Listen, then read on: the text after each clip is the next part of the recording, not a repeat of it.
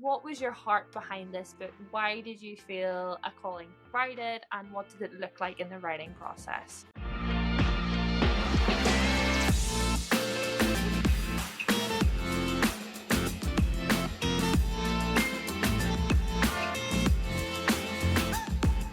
I just struggled. Like I found that conversations that I had with my friends over coffee, or even like at the pub after church, or whatever, were so fun, right? Mm. We would laugh about, dates and silly things we'd said, or silly things they had said, or matches on Salt or on other apps. And it was just normal, good chat. But also we'd bring God into it. Like, well, what do you think a Christian should do about that?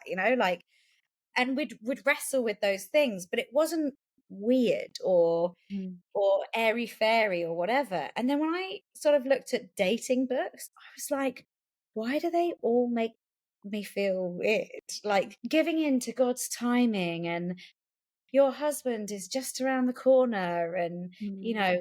and you're just like, surely not. Like, there's got to be something that actually represents us, rather than Mm. just like skipping through a wheat field in prayer for your husband. Like, Yep. no, like, dating is fun and exciting, but also anxious and disappointing and hopeful, and all of these things. And I hadn't found someone or a book or somewhere that really represented that in a way that I related to. So that's why I wanted to write it. It's like having a coffee with a mate and just going Mm. like, you'll never guess how this date went, And that's kind of the fun of it. The process, I probably researched for about 6 months. I read other books on dating. I hosted these like focus groups to get other people's opinions, and chatted to various people about things that they had gone through in their sort of Christian dating journey. And I sort of gathered that, and then gathered my thoughts around it.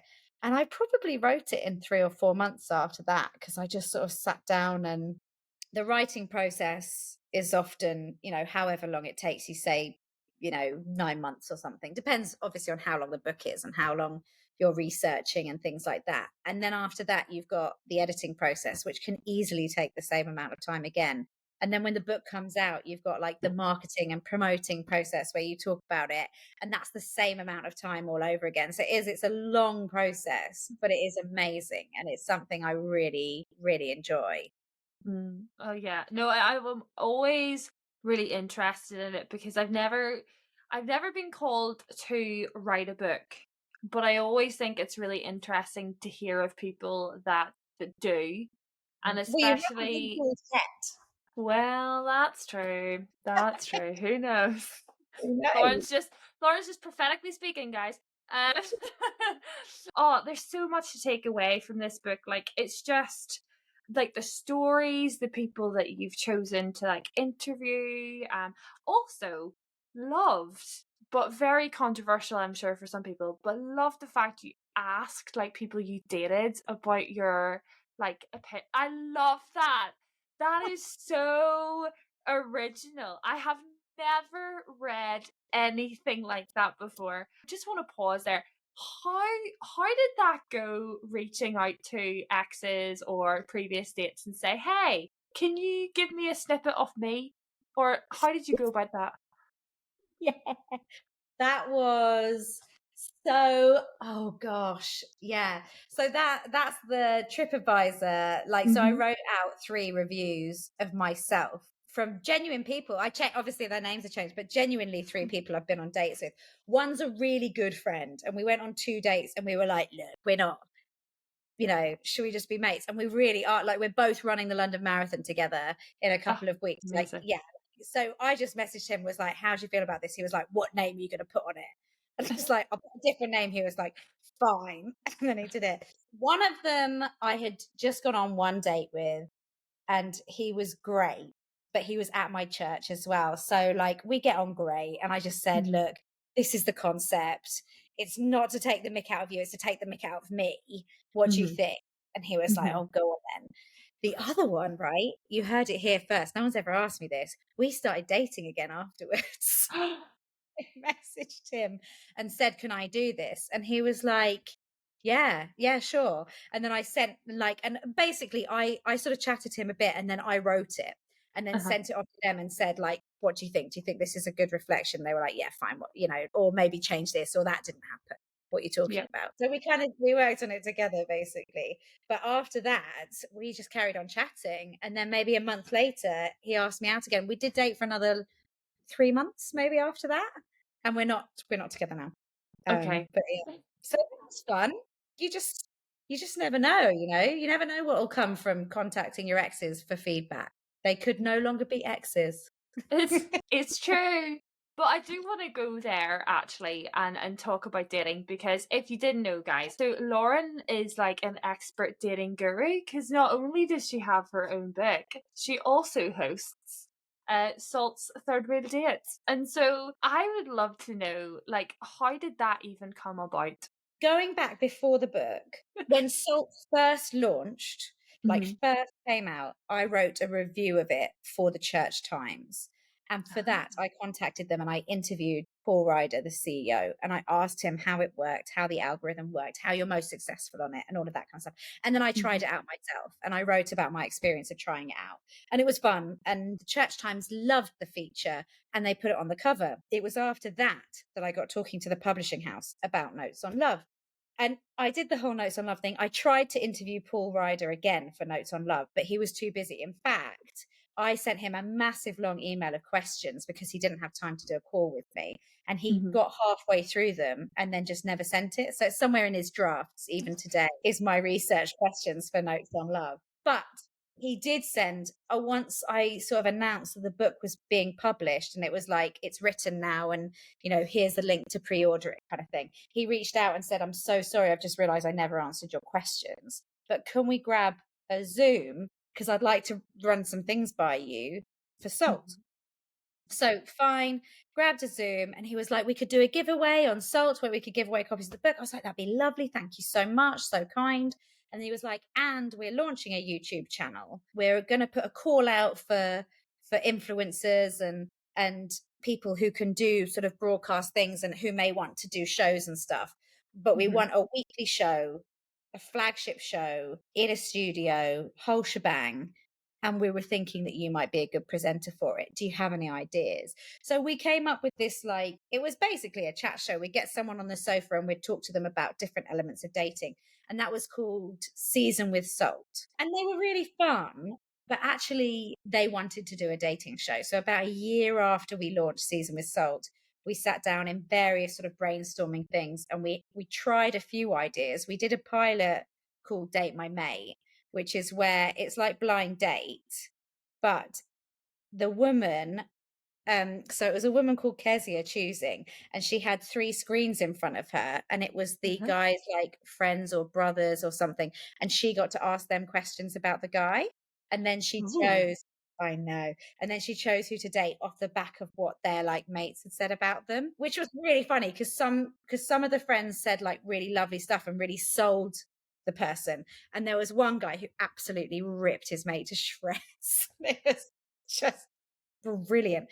But that ended Oh, up being too much admin because you need 7 people to film that. You need the yeah. date, the person picking, then you need the 3 people they're picking between, and then you need their mates or their, whatever, friends or colleagues or whatever. So we didn't go with that. In the end, we did Third Wheel Dates, which is where we match up a couple and then send them on a date, but I go on the date as well. And I basically spend the whole time just trying to wind them up and like make them do silly things and stuff like that and just see if they get on with each other. And it's so much fun. It's Hmm. long filming days because we film 4 days in a row, 3 dates a Hmm. day. So like boom, boom, boom, boom, like 12 in a row. But Hmm. but I absolutely love it. And we've got 3 engagements now, which is the same number of engagements or marriages as Cilla Black got in all the years she presented Blind Date. I I know. mean, great success already. You could Thank be on the precipice of a fourth, and then you would beat Cilla Black. I'm ready to beat Cilla Black. Yeah, I'm ready for this. I actually have an email in my inbox from the producer who runs the casting for the show saying it's that time again. We need to get some matches. Like who are we Love matching it. with who? Is like my favorite email. I would love it. Like, so for the likes of myself who are single and who are up for it, but they're scared of the whole filming aspect of it, how would you Yeah. encourage people to give it a go?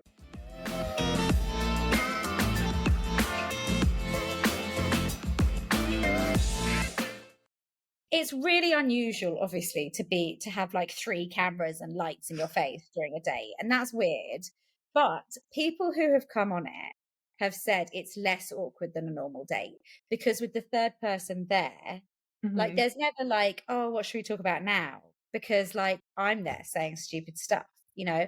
And also they tend to kind of like gang up against me together. And that means that they have a common enemy, and then they can fall in love, you know? Yeah, So I'm very yeah. much putting myself on the chopping block in the name of love, and that's Mhm. okay. But it's just really fun. It's really fun. And the thing I would say to people who are like, should I apply to come on or should I not? Is that we have never given anyone a bad edit. And we've had Mhm. difficult people come on. We've had people come on and we're like, okay, I don't think that they're taking this very seriously, or I don't think Ooh. they're even being very nice, or like why are they being so standoffish? They obviously think they're too good for this date or something. That does not come across on camera. I have pulled people to one side and said like, do you want to be here, can you tell your face? But none of that has ever come across in the Mhm. edit, 'cause we're not in the sort of like make them look stupid game. The idea is that you're really proud of what you did on the date, and how the date went and how you treated that other person, and Yeah. also of what gets put out afterwards. I know it's not just you solely doing it, but like, how do Mhm. you match people? Like, where does personal taste versus you stepping out and saying you have got silly, requirements and you need to step out of that? Like, how do you go about setting up two people, or how do you think that there'll be a match, or what do you look for? Yeah. If people have like we had one person who said that they would like someone who's wealthy, preferably a billionaire. We don't even bother. And they weren't joking. They weren't Oh, joking. Like it wasn't like ha ha ha. They were like, no, I really feel like God has called me to be wealthy and to do good things with that wealth. So I'd like someone who's very rich, preferably a billionaire. And I'm not here to fix people, mm, like in that way. Like that's between you and your pastor, you and your friends. If I think that I would be setting someone up for failure, I wouldn't yeah. do it. We only want matches that we think will work. That said, I don't like it when people request a specific ethnicity. If you do that, you've already lost me, basically, because Okay. I think I understand that you can naturally find yourself more attracted to people who look a certain way, but Mhm. that's down to your social conditioning. That's not because you cannot find people who look Mhm. different attractive. And I'm not Yeah. playing into that. If you don't find like men of a certain race, or men who look, or women who look like this, or men who are this height or this weight or whatever, that's just what the world tells you, and it's Mm, really about what you've been exposed to, when that person's heart could be amazing. I don't like it when people specify height either, and women do that to men a lot, and I'm like, yeah. we don't even ask people their heights, right? Mhm. Because it's not fair, it's not honoring to the person. And so many amazing men really struggle on dating apps simply because they're not Yeah. six, and that's not right. So we don't Mhm. do that. Just as anyway, there we go. So the first thing I do, you send off like an application with a short video where you talk a bit about what your ideal date would be, and Yeah. that's like where you'd want to go rather than who it would be. And I will read through your application form and watch your video, and then I'll go, okay, do we have a legit match for this person? Sometimes I can be convinced I've got a perfect match, and then I meet them in person. I'm like, you're not going to like each other. It's very hard Mm. until you Mhm. actually sit there on the date to know. And then sometimes as well, I send that off to the team at Salt, to the person who does the casting, and they then set up the dates. So they then contact people and find times to match people together and things like that, right? Mhm. Sometimes the most amazing people who I would have matched together can't get there at the same time. So then we'll have Yeah. like we'll go through and we'll be like, okay, we also think they might match with this person. We don't know for sure, we'll give that a try. And there have Mhm. been a few times where matches have been made and I haven't been involved in the process. And I'm like, oh, I wonder if that's a good match. And I'll say that on camera as well. I'll say like, oh, I'm not sure about this one. And sometimes people comment, they're like, well, why did you match them then? And I'm like, well, I don't do it all. I try, but like I can't. I'm not in charge of everything, Yeah. But what's for sure is that when people do get matched, there's a reason. Like something about them is similar. They have a mutual interest and things like that. So Mhm. yeah, that's sort of the process. It's not foolproof. I mean, how can it be?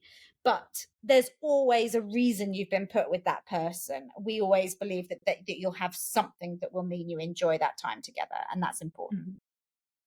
That is so good. And just to kind of keep on the dating theme before we go on to your next book, I don't know where you're at with dating right now, if you're single or if you're dating somebody or what. But I want you to encourage people who are like myself, who are mid to late 20s into their 30s and still very much single and wanting to date, but also not necessarily making that, and rightfully so, not making that their personality. How do you know, because you've alluded to it in this book, how do you know when you're ready to date? Oh gosh, yeah. I think, look, if you're waiting until you definitely feel ready to make a decision like dating or marriage or kids or, you know, changing job or whatever, then you can just wait forever and you can never do anything because you're never perfectly formed. We all have to learn on the job and you will get Mhm, dating wrong. You just will.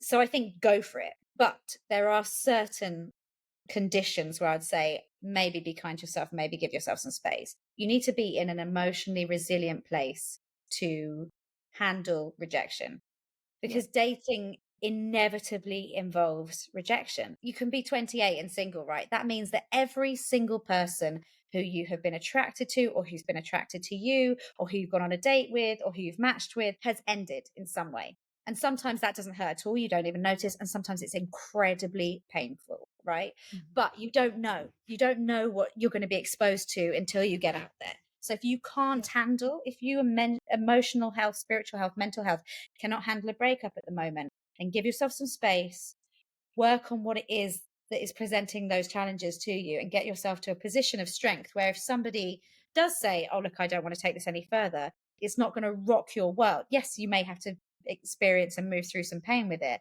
but it's not going to absolutely ruin you. Um, Also, if you're not over an ex, if you've still got like a shoebox of your ex's stuff, I think you need to get rid and Mhm, process and move on from that before you start dating, just to be kind to the person who you're spending that time with. Yeah, I think it's important to have dating in its rightful place. I think we can very easily get ahead of ourselves, particularly if we do feel that attraction. And you don't feel, most people anyway, don't feel that sort of attraction to everyone. yeah. Like when that comes along, you're like, oh yes, finally there's someone I actually fancy. But because of that, because it doesn't necessarily happen too often, when it does, we can really propel forwards and be like, okay, but where would we live? And Mhm, does he want a dog? And would I actually get on with his sister? I don't know. And it's like, come on, you have to take what you've got. And if what you've got is a friendship that can get a bit flirty, then that is all you've got. And maybe you can ask or they'll ask you and it'll progress. And then what you'll have is a coffee with someone who you kind of fancy. And that's all you've got. You cannot think like, that's my potential husband, that's my potential wife, because you'll yeah. drive yourself crazy. Like, if you have a boyfriend, you have a boyfriend, not a fiance or husband. And Mhm, allowing yourself to enjoy that stage and to work out how you're getting on. And obviously, if you know you can't marry someone, then don't date them, but if it's a maybe, it's a yes. Just give it space to breathe, because we all need that space. And some people come across really weird on first dates, and it's always good to give them a second just to be sure. But ultimately, knowing that you are surrounded by love, you have the love you need that will never let you down through Christ. But obviously, that doesn't mean that we don't want like an earthly relationship, but just having it in its rightful place. Like, it's never going to be as good as your mhm. spiritual relationship with your father, but it's a great bonus. Yeah. and I think Yeah. that's a position of strength to date from. Yeah. So good. And like, why, as a believer, as a woman in 2024, why or what do you wish the church was telling single people about their life that you feel that maybe they aren't doing as well now? Like, what would be your advice there? Yeah, I think we need to stop treating the time of being single as a waiting room, like, Mm. oh, I'd love to go there, but I'll wait until I've got a partner. Or, oh, yeah, but when you get married, you can do that, like, or, oh, there's no point decorating because you don't know what your husband or wife will want the living room to look like. It's so important to just live and live to the fullest. And Yeah. Jesus paid such a high price for us to be able to do that. And we're in such a privileged time that we get to enjoy so many perks of life, right? To Mhm. spend it on hold because all of the things that you really want, you'll activate once you've met your partner. That Mhm. is a real shame. If you want to do a church plant, do a church plant. If you want to, go and live in this country, go and live in that country. You have no idea what God is going to do in your life through your work, through your mission, through the things He's calling you to, and in your romantic relationships. But don't wait to explore what God is calling to you to until you're in a relationship, because that's a life half lived, and that's a shame. It's not biblical, No, like no. any interaction Jesus had with a woman, it wasn't and she was married or and she Yeah, was whatever. It was like it was yeah, 100% like this is just most women don't even have a name. But the yeah, fact that, they are women and they are recorded in the Bible just shows they're as important as men. And, yeah. like we have perfect examples of singleness in the Bible with Mm. Jesus. And so, Jesus wasn't, I'm sure, he felt human emotions as everybody does. But I mean, Jesus wasn't here to get married, he was here to do the job.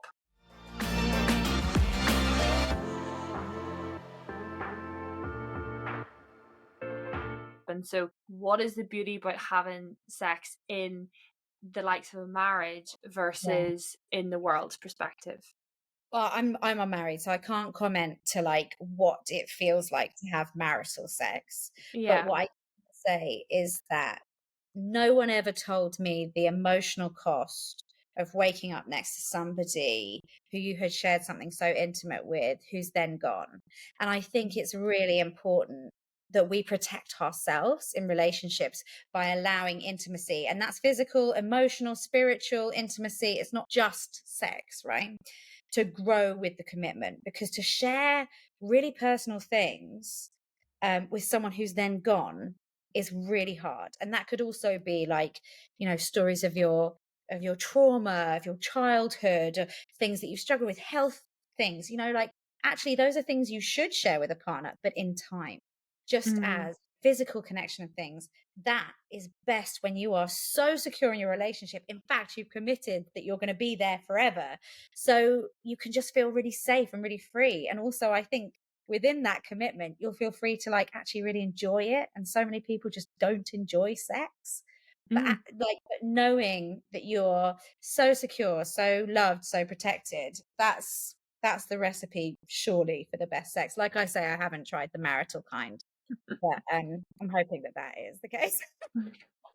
Well, I mean, to be honest, like my good friends that are in really like solid marriages, no matter like where they are, they don't say it's easy, but they say it was worth the wait, or they say they're glad that they have a new ideology behind sex and the importance of sex. But we shouldn't shame people that have, you No. know? And people shouldn't feel that they can't come to friends and tell them. We should be open to people rather than closing the doors to people. And Mm, so for people who are worried that their past will stop them becoming a Christian, becoming part of a church, how would you encourage them to give church a go? yeah. Some churches are a bit rubbish at being welcoming. I don't want to say like you're going to walk in and feel so welcome and so loved, because that isn't everyone's experience. But Yeah. in the right church, in a church which is really plugged into the community, that isn't standing in judgment, that isn't being pious, that isn't being legalistic, actually just wants to show people that love and help them as they work through whatever their sort of life's journey is going to be, then there should be nothing that precludes you from walking into a church. I think we put our walls up too high. And I'm like, I smoked for a year and a half. You do not. In fact, if you're perfect, then why would you go into a church? But that's no one. So thank goodness. Like everyone is welcome, and anyone who walks in and feels like, oh, I've done too much, I've gone too far, that is just not true. And we see that time and time and again in the Bible. God Yeah. uses broken people, people who have made terrible decisions, to do spectacular things, and no one is discounted from that community, from that love, from a good welcome. Yeah, so I would encourage anyone to walk in. Okay, well, let's very quickly speak about your book. Tell us about Notes on Feminism. Why should people buy it, and what's your heart behind it? Yeah, so Notes on Feminism, like, a friend of mine went to church. Well, she was kind of searching. She was like, I don't really know where I want to be. I know that I'm called to something. I know there's something more than this life. I want to work out what it is. So she was sort of looking into lots of different things, right? And including going to church. She has now committed to church and things, but it was part of many things that she explored when she was sort of working out, like, okay, what am I drawn to? What feels right for me? But she also went to a meeting, like a community meeting for feminists. And I can't remember specifically what the topic was that they were discussing, but they were there specifically to talk about an issue in the local area. So they gathered together, and had this chat about the best way to move things forwards for women and stuff. Great, all good so far. And then she mentioned that she was going to church to somebody in the group, and they were appalled. They were like, if Jesus was here now, he would tell us to sit in the corner and be quiet. It's just a way to subjugate women. It's a patriarchal religion. There's no way, if you believe what we believe about women and their place in society and the world and the home and that you could go to church, right? And I just thought, like, that is so wrong. All we see in the Bible is God lifting up and championing strong women who take initiative, who speak out, who are bold, using women to lead armies, to translate and prophesy for kings, and then there's Jesus. That's all Old Testament. When it comes to Jesus, like, he just pushed back on all of the standards of the day. Jesus pushed back on the whole, you can't educate women. He was like, no, she has chosen what is good by sitting here and listening to me teach. Rabbis weren't even supposed to talk to women, even their own Mm-hmm. wives, in public. Mm-hmm. But he spoke to women. He knew them personally. He took time to understand their stories and their journeys and their pain and their hearts and their suffering. And Yeah. he did that. People were like, that's so weird. Why is he doing that? Why would you talk to them?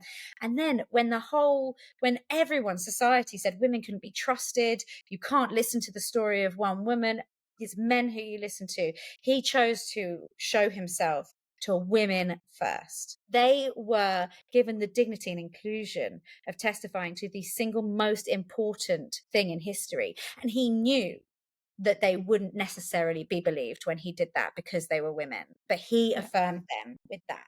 And I just think that the women in that feminism group, like, they can't have known that.